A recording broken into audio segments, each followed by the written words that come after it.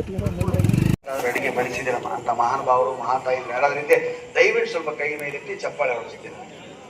ಯಾವ್ದು 1 2 3 4 5 6 7 8 ಗಂಡಸರು ಬೇಡ್ರ ಯಾತೋ ನಾನು ನಿಮ್ಮೆಲ್ಲ ಮನೆಯವ್ರಿಗೆ ಹೇಳುತ್ತಿದ್ದೀರ. Very good. 15 ಜನ ಸಿಕ್ಕು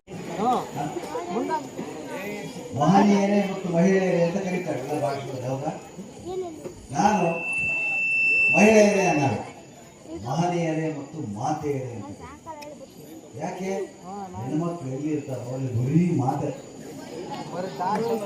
ಯಾರೂ ಮಾತಾಡ್ತಿಲ್ಲ ಅಂದ್ರೆ ನಿಜಕ್ಕೂ ನಮ್ಮ ಈ ಹಿರಿಯರು ಚಿತ್ರದುರ್ಗ ಬನ್ನಿ ಹಿರಿಯರಿಂದ ಬಂದ ಪುನೀತವರೆಲ್ಲ ಗೈಡ್ ಮಾಡಿದ್ರು. ಇಲ್ಲ ಸರ್ ಹಳ್ಳಿಗಳಿಗೆ ಬರೋಕ್ಕಾಗಲ್ಲ, ಭಾಳ ಗಲಾಟೆ ಮಾಡ್ತಾರೆ ಅಂತ ಹೇಳಿ ಸರ್ ನಮ್ಮ ತುಂಬ ಎಜುಕೇಟೆಡ್ ಇದ್ದಾರೆ, ಪಕ್ಕದಲ್ಲಿ ಭಾಳ ತೆಲುಗು ಕೂಡ ಬರುತ್ತೆ ಅಂತ ತಪ್ಪೆವರು ಇದೆ ಅಂತ ಆಗಬಾರ್ದು. ತಪ್ಪೆಯವರಿಗೆ ಅಂತ ಒಂದು ನಾಟಕ, ಆ ನಾಟಕಕ್ಕೆ ಬಳ್ಳಾರಿ ರಾಘವರು ಹೋಗಿದ್ರು. ನಾಟಕದಲ್ಲಿ ಏನಿಲ್ಲ, ಸುಮ್ಮನೆ ಅದು ಇದು ನೋಡಿದ್ರು.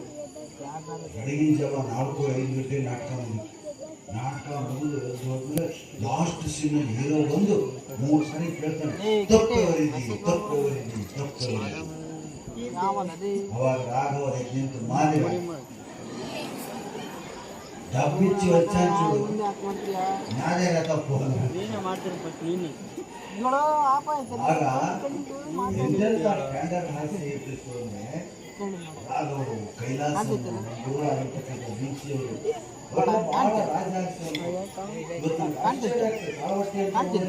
ರಾಜ ನಮ್ಮ ಮಹಾಮನಿ ಜೋಶಿ ಮಹಾಮನಿಯವರು ಪ್ರಾರಂಭದಲ್ಲಿ ಮಾತಾಡ್ತಿರ್ಬೇಕಾದ್ರೆ ನಿಮ್ಗೆ ಸಿಕ್ಕಾಪಟ್ಟೆ ಹೆಣ್ಮಕ್ಳು ಸ್ವಲ್ಪ ಬಹಳ ಸುಲಭ, ಗಂಡಸರು ನಗ್ತಾರೆ ಒಳಗೊಳಗೆ.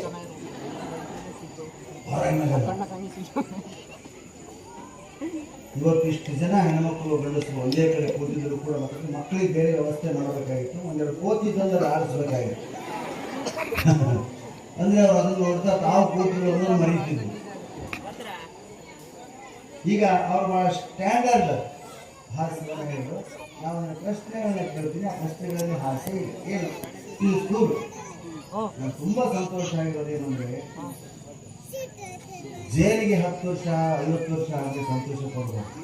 ನಮ್ಮಲ್ಲಿ ಪೊಲೀಸ್ ಸ್ಟೇಷನ್ ಆಗಿದ್ದೀವಿ 100ನೇ ವರ್ಷ ಇವತ್ತು ಅಂದರೆ 100 ವರ್ಷದಿಂದ ಇಲ್ಲಿ ಕಾಡಿದ್ದಾರೆ ಅಂತ.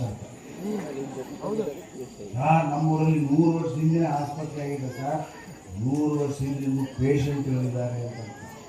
ಹೌದಾ? 100 ವರ್ಷದಿಂದ ಪೊಲೀಸ್ ಸ್ಟೇಷನ್ ಇದೆ, ಯಾವೂ ಇರಬಾರ್ದು. ಆದರೆ ಒಂದು 100 ವರ್ಷದಿಂದ ಶಾಲೆ ಇದೆ ಅಂದರೆ ಅದರಂಥ ಗೌರವದ ಪ್ರಶ್ನೆ ಜಗತ್ತಿನಲ್ಲಿ ಹೆಮ್ಮೆ ಪಡುವಂಥ ವಿಷಯ. ಈಗಲೇ